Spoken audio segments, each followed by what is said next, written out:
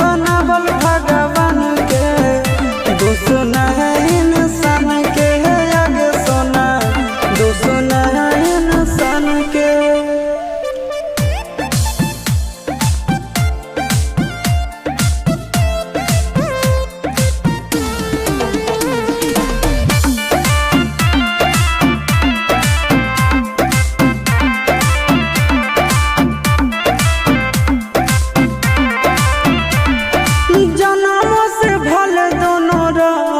साथ में कहरम तो विधात के हाथ में,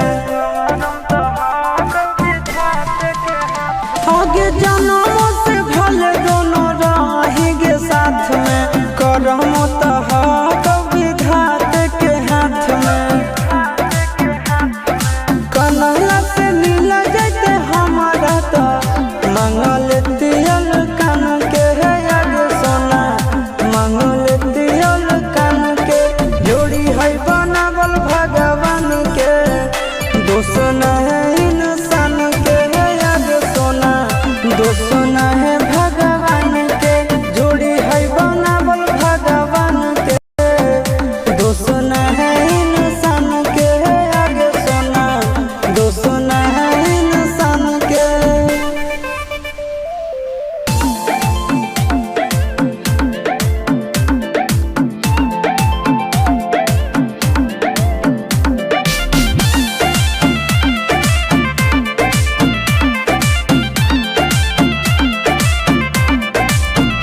आगे तोर नहीं कसूर नहीं हमर कसूर गे, दोनों के कैला का ऊपर वाला दूर गे।